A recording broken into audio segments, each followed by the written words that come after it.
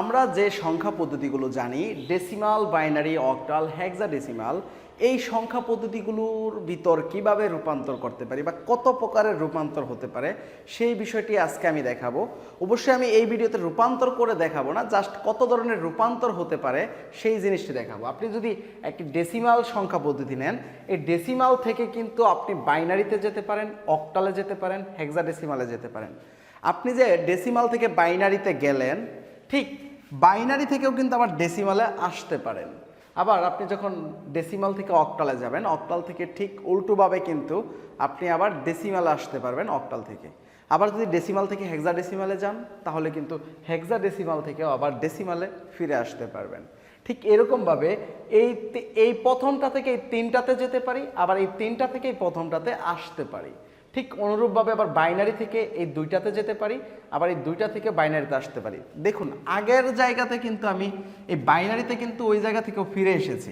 ফার্স্টে আমি ডেসিমালে এই তিনটাতে যেতে পারি, এই ডেসিমাল থেকে এই তিনটাতেই যেতে পারি, আবার এই তিনটা থেকেও কিন্তু ডেসিমালে আসতে পারি। ওই ক্ষেত্রে কিন্তু বাইনারি থেকে ডেসিমালে আসা হয়ে গিয়েছে। দেখুন বাইনারি থেকে ডেসিমালে এসে গেছি। এই ক্ষেত্রে আমরা বাইনারি থেকে আর ডেসিমালে যাব না, আমি বাইনারি থেকে অক্টাল, বাইনারি থেকে হেক্সাডেসিমালে যাব। আবার ঠিক এইখানে আমার অক্টাল থেকে কিন্তু এই বাইনারিতে আসা হয়ে গিয়েছে এই জায়গায়, তাই এই জায়গায় অক্টাল থেকে হেক্সাডেসিমাল, হেক্সাডেসিমাল থেকে অক্টালে আসবো। আপনি এই লাইনটি না লিখলেও হয় নর্মালি। দেখুন অক্টাল থেকে বাইনারি যাচ্ছেন, বাইনারি থেকে হেক্সাডেসিমাল যাচ্ছেন, তাহলে আপনি তো অক্টাল থেকে সরাসরি হেক্সাডেসিমাল বাইনারির মাধ্যমেই ঘুরে যেতে পারেন। তাহলে আপনার এই তিনটি সিস্টেম জানা লাগবে। আমরা যে সংখ্যা পদ্ধতি রূপান্তর, এটা নিয়ে অনেক বেশি ভয় পাই অনেকজনেই, কিন্তু আসলে এটা অনেক সহজ।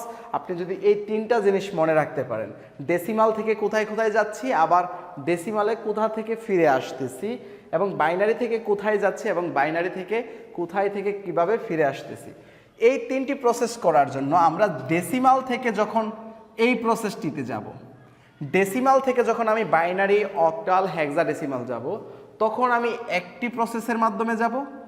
আবার আমি যখন এই বাইনারি, অক্টাল, হেক্সাডেসিমাল থেকে ফিরে আসব ডেসিমালে, তখন আমি আরেকটি প্রসেসের মাধ্যমে আসব, এবং বাকি যে পার্টগুলো থাকবে এই বাকি তিনটি পার্টই আমি করব আরেকটি প্রসেসের মাধ্যমে।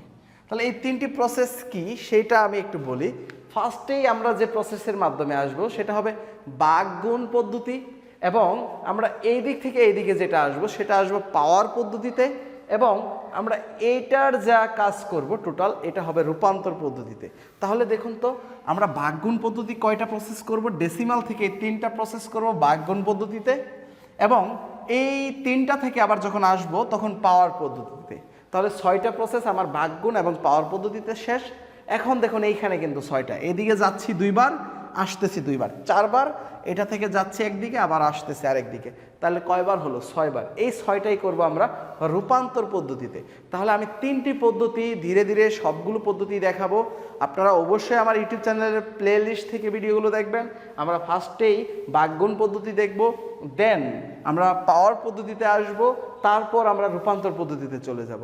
তাহলে আমি আগের ভিডিওতে যেটা দেখিয়েছিলাম ডেসিমাল থেকে বাইনারিতে শর্টকাটে কিভাবে যাওয়া যায়, ওটা দিয়ে আমরা প্রমাণ করে ফেলতে পারি বা এমসিকিউ সলভ করতে পারি।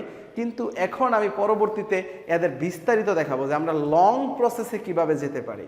ডেসিমাল থেকে বাইনারিতে একটি লম্বা সূত্র বা একটা লম্বা সৃজনশীল কিভাবে, মানে আমি সৃজনশীল কিভাবে আনসার করতে পারি, সেই আনসার করার সময় আমি কিভাবে লিখতে পারি সেই প্রসেসটি দেখাবো। অবশ্যই আমার ইউটিউব চ্যানেলের প্লে লিস্ট থেকে পরবর্তী ভিডিওগুলো দেখবেন। ভালো থাকবেন, সুস্থ থাকবেন, আল্লাহ হাফেজ।